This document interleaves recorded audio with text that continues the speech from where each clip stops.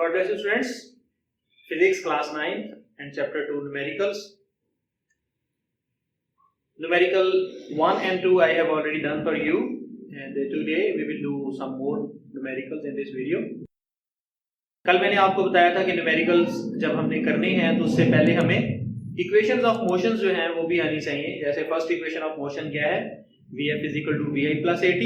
Second equation of motion है S is equal to Vit plus 1 over 2 At square. And third equation of motion है 2As is equal to Vf square minus Vi square. इसके अलावा S is equal to V multiplied by T, यानी distance जो होता है वो speed यानी velocity और टाइम के प्रोडक्ट के इक्वल होता है. तो ये इक्वेशंस जो हैं इनको सॉल्व करते हुए इनको यूज करते हुए हम न्यूमेरिकल्स को सॉल्व करेंगे. अब एक ये न्यूमेरिकल है दैट इज 2.3. डाटा है कि इनिशियल वेलोसिटी 10 मीटर पर सेकंड है, एक्सेलरेशन 0.2 मीटर पर सेकंड स्क्वायर है. अच्छा, यहाँ पे कुछ वजह शायद ये भी समझेंगे, वहां पे तो लिखा होता है कि सेकंड की पावर -2, तो इसको हम यूं भी लिख सकते हैं 0.2 मीटर एंड सेकंड की पावर -2, एक ही बात है. तो इसको भी ऐसे लिख सकते हैं 10 मीटर सेकंड की पावर -1. ओके, तो ये एक ही चीज है, स्लैश डाल के सेकंड स्क्वायर डाल दें या फिर 0.2 मीटर पर सेकंड स्क्वायर ऐसे डाल दें, दोनों एक ही चीज है. टाइम गिवन है हमें हाफ मिनट का मतलब 1 मिनट में अगर 60 सेकंड्स होते हैं तो हाफ मिनट में 30 सेकंड्स होंगे. डिस्टेंस हमें फाइंड करना है s और फाइनल वेलोसिटी यानी vf फाइंड करनी है. तो डिस्टेंस को हमने जो है वो s से ही शो करना है. ओके, सॉल्यूशन इस डाटा को यूज करते हुए हम अगर पहले vf फाइंड कर लें s फाइंड करने की बजाय, first equation of motion use करके vf is equal to vi plus at, vf equal to vi plus at. Okay, अगर हम फाइनल वेलोसिटी फाइंड करना चाहते हैं, vi गिवन है हमें 10, एक्सेलरेशन की वैल्यू भी है हमारे पास 0.2, तो 0.2 को हम 2/10 भी कर सकते हैं और टाइम जो है वो हमें 30 सेकंड दिया होगा. अगले स्टेप में हम इसको अगर 0.2 को 2/10 कर दें और मल्टीप्लाई 30 कर दें तो 10 3s are 30 and 2 3s are 6. now 10 plus 6 16. क्योंकि ये वेलोसिटी है, फाइनल वेलोसिटी है, तो यूनिट इसका मीटर पर सेकंड होगा या फिर सेकंड की पावर -1. ओके, फाइनल वेलोसिटी तो हमारी फाइंड हो गई. अब हमें क्या फाइंड करना है, इसका डिस्टेंस. तो डिस्टेंस फाइंड करने के लिए हमारे पास सेकंड इक्वेशन ऑफ मोशन जो है वो भी हम यूज कर सकते हैं और थर्ड इक्वेशन ऑफ मोशन भी, दोनों से हो जाएगा डिस्टेंस. तो जौन सी मर्जी, क्योंकि दोनों में s जो है वो इन्वॉल्व है. चलिए अगर हम थर्ड से ही करें तो 2as is equal to vf square minus vi square. Okay, 2 a की वैल्यू 0.2, s हमें फाइंड करना है, vf square अभी हमने फाइंड की है 16, तो 16 का square minus vi initial velocity 10 es square. तो इसको मैं पहले की तरह कर देता हूं, 2/10 अगर करें तो 2 1s are 2 5s are 2/5, 16 का स्क्वायर 256, 10 का स्क्वायर 100. तो यहाँ पे 2/5 इज इक्वल टू 256 में से 100 माइनस किया तो 156. अब s लिखना हम भूल गए. अब अगर हम s को इधर रहने देते हैं और ये 2/5 दूसरी साइड पे जाएगा तो क्या होगा, जब भी कोई फ्रैक्शन जो है इक्वल की दूसरी साइड पे जाती है उसका रेसिप्रोकल ले लेते हैं. रेसिप्रोकल कैसे लेंगे, 156 5 से मल्टीप्लाई 2 से divide, 2 7s are 2 8s are. now 78 को 5 से मल्टीप्लाई कर देते हैं, 78 multiply by 5 that is 390. Distance है और डिस्टेंस का यूनिट क्या होता है, मीटर. तो ये हमारे पास डिस्टेंस कितना आ गया, 390 मीटर.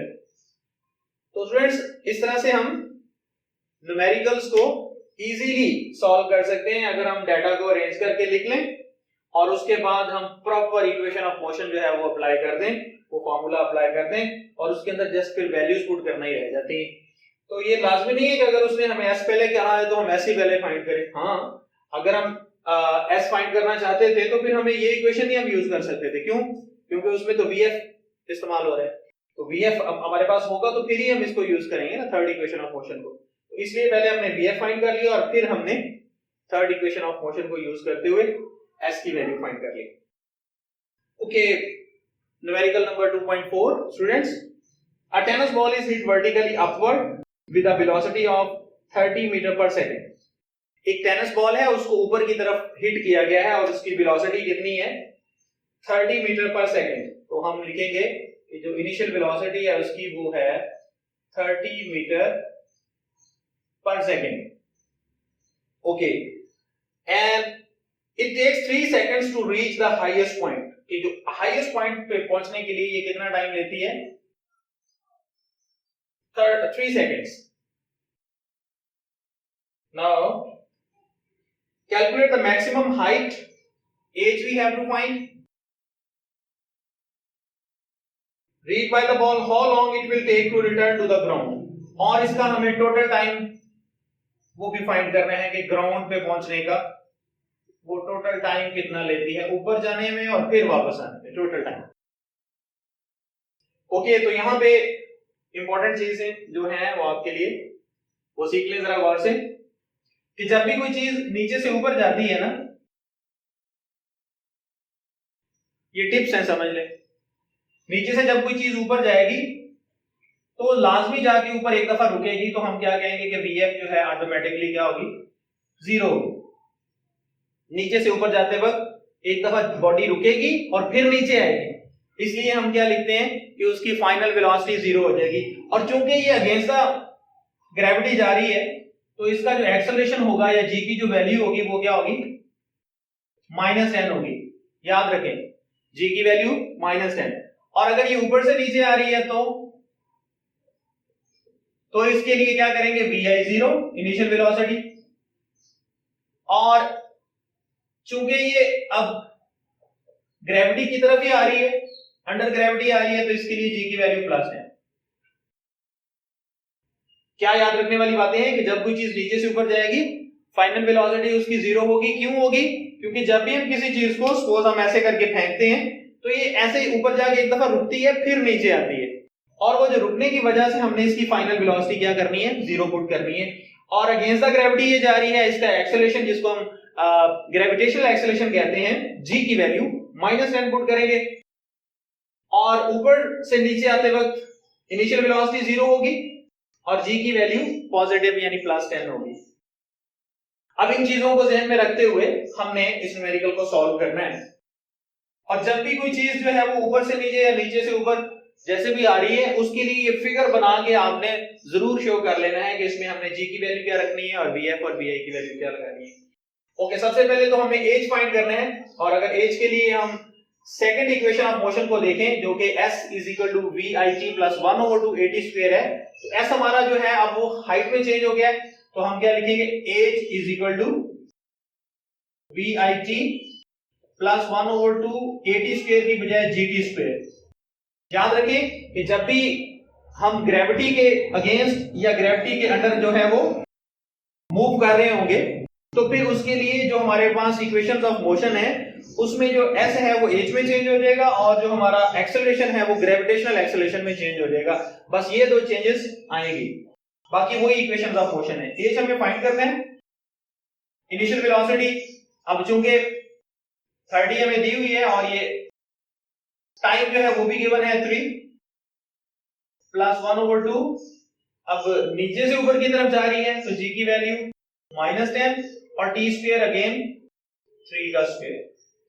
नाउ 33 are 90 और ये 2 5s are 10 -5 into 3 का स्क्वायर 9, so 90 - 45। अब 90 में से 45 माइनस कर देंगे तो 45 मीटर्स। ये तो हमारा हाइट हमारे पास आ गया। एक पार्ट सॉल्व हो गया। दूसरे पार्ट के लिए अब उसने कहा है टोटल टाइम, यानी नीचे आने का टाइम कितना होगा इसका, ये जब नीचे आएगी तो कितना टाइम लेगी। अच्छा स्टूडेंट्स, इसके लिए दो बातें हैं। एक बात तो ये कि कोई चीज जब नीचे से ऊपर फेंकी जाती है जितना टाइम वो जाने के लिए लेती है उतना ही टाइम वापस आने के लिए लेती है। एक बात तो ये, हम इसको यूं भी डायरेक्ट कर सकते थे कि 3 + 3 यानी जाने का टाइम, वापस आने का time 3 second + 3 second 6 second total time आ जाए। दूसरा ये है कि हम ऊपर से नीचे आते वक्त इसकी मोशन को जरा डिस्कस करते हैं कि इसके लिए इनिशियल वेलोसिटी 0 है, g की वैल्यू 10 है, और अब अगर हम इसको डाटा को यूज करते हुए क्या हम टाइम फाइंड कर सकते हैं?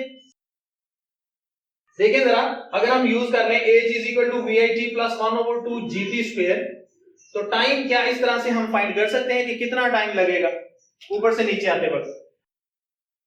To find time h = vit + 1/2 gt²। लेकिन अब चूंकि ये ऊपर से नीचे आ रही है, हमने नीचे आने का टाइम फाइंड करना है। ऊपर जाने का टाइम उसने दिया हुआ था 3 सेकंड, हमने नीचे आने का टाइम फाइंड करना है। तो नीचे आते वक्त इसकी मोशन को भी डिस्कस करते हैं कि vi 0 हम पुट करेंगे, h हमने ऑलरेडी फाइंड कर लिया हुआ है कि 45 मीटर है, vi 0 * t, t तो हमने फाइंड करना है 1/2। अब g की वैल्यू चूंकि ऊपर से नीचे आ रही है, g की वैल्यू +10 और t का स्क्वायर जो हमें फाइंड करना है 45, 0 multiplied by t 0 और 2 5s are 10, 5t², यानी 45 = 5t²।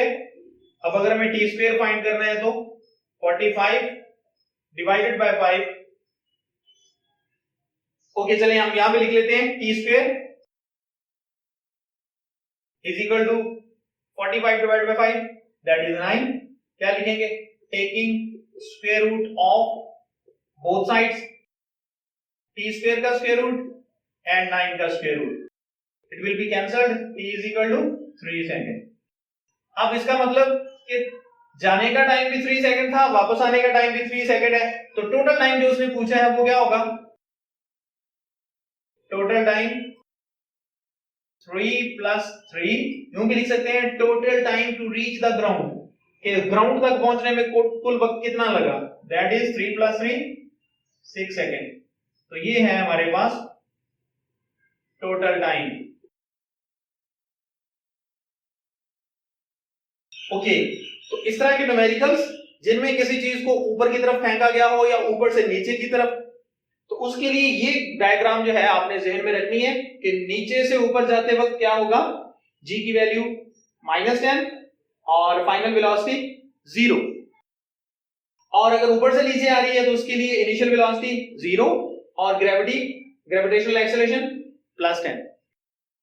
इस तरह से आप ये न्यूमेरिकल्स जो है वो अच्छी तरह से सीख सकते हैं, और ये विदाउट टिप्स, अगर आप इसको इन टिप्स के बगैर सॉल्व करने की कोशिश करें, it will be very difficult for you.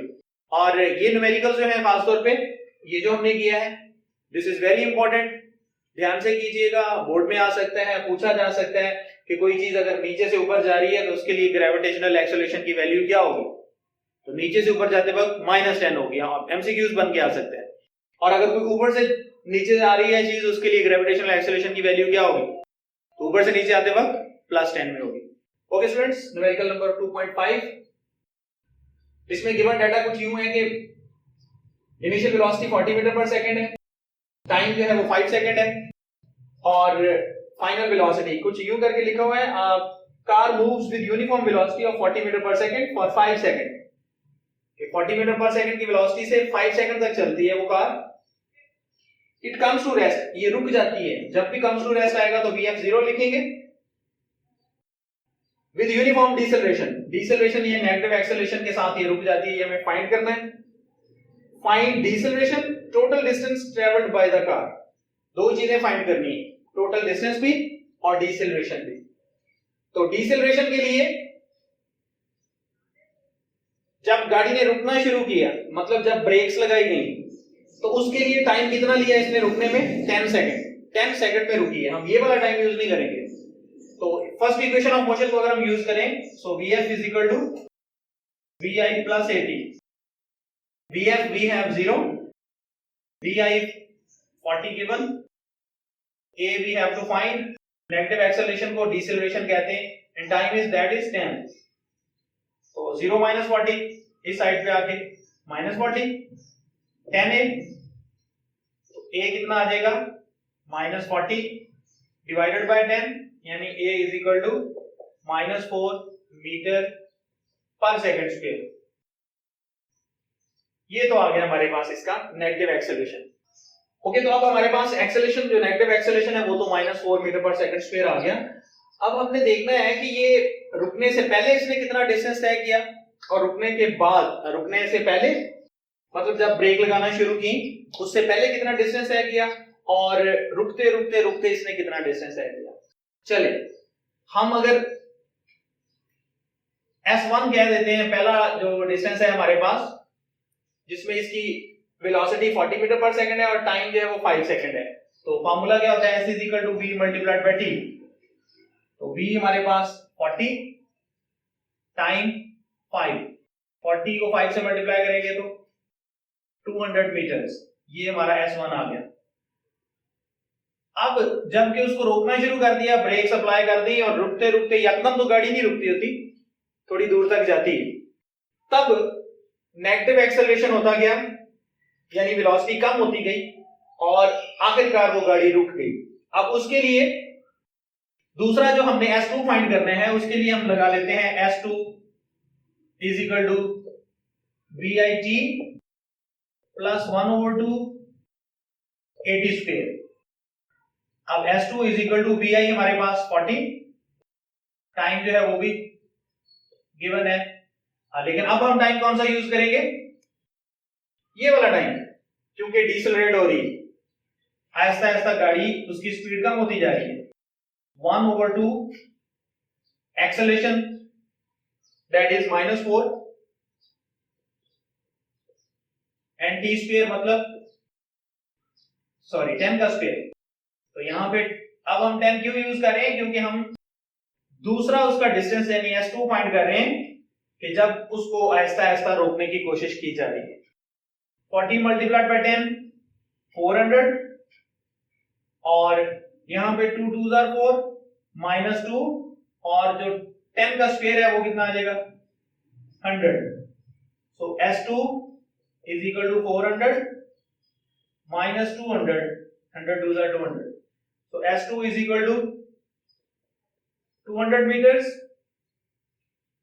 अब अगर उस हमने फाइंड करना है टोटल डिस्टेंस, यानी जब वो यूनिफॉर्म स्पीड से जा रही थी वो डिस्टेंस, और जब उसको रोकने की कोशिश की गई और रुकते रुकते उसने फिर कितना डिस्टेंस तय कर लिया 200 मीटर। तो टोटल डिस्टेंस कितना हो जाएगा S1 plus S2, total distance equals S1 plus S2 that is 200 plus 200 कितना आ गया 400, यूनिट क्या होगा मीटर। तो इस तरह से हमने इसका टोटल डिस्टेंस वो भी शो कर दिया। अगर हम टोटल डिस्टेंस को अकेले S से शो कर देते तो भी ठीक था, अकेला S यानी वो S1 और S2 और ये वाला टोटल डिस्टेंस अकेला S is equal to 400 metre. तो इस तरह से हम इस न्यूमेरिकल को सॉल्व करते हैं कि सबसे पहले हमने क्या किया, सबसे पहले हमने नेगेटिव एक्सेलरेशन फाइंड किया और नेगेटिव एक्सेलरेशन फाइंड करने के बाद फिर हमने देखा कि ये जो गाड़ी है इसकी इनिशियल वेलोसिटी 40 मीटर पर सेकंड है और ये 5 सेकंड तक यूनिफॉर्म वेलोसिटी से जाती है। तो जब ये यूनिफॉर्म वेलोसिटी से जाती है तो कितना डिस्टेंस तय कर लेगी ये v multiplied by t 200 metre. फिर ये है कि जब इसको रोकने की कोशिश की गई 10 सेकंड तक ब्रेक्स लगाई जाती रही, इसको डीसेलरेट किया जाता रहा 10 सेकंड तक, आहिस्ता आहिस्ता आहिस्ता आहिस्ता रोक ली और 10 सेकंड में उसने फिर कितना डिस्टेंस तय किया, वो हमारा S2 था VIT प्लस 1/2 AT स्क्वायर और VI की वैल्यू 40, लेकिन टाइम चूंकि उसने 10 सेकंड लिए रुकने में तो हमने 10 पुट किया और इधर भी हमने 10 ही पुट करना है। तो इस तरह से हमारे पास 400 माइनस 2 इंटू 100, 400 माइनस 200 200 मीटर और टोटल डिस्टेंस इसको अकेले S से भी शो कर सकते हैं और अगर हम इसको वर्ड्स में लिख दें टोटल डिस्टेंस तो भी कोई मसला नहीं, S1 plus S2 200 plus 200 400 metre. तो ये हमारे 5 न्यूमेरिकल्स स्टूडेंट्स हो गए। नेक्स्ट 5 जो है न्यूमेरिकल्स वो भी हम करेंगे। आज की वीडियो में बस इतना ही, मिलते हैं अगली वीडियो में। God bless you.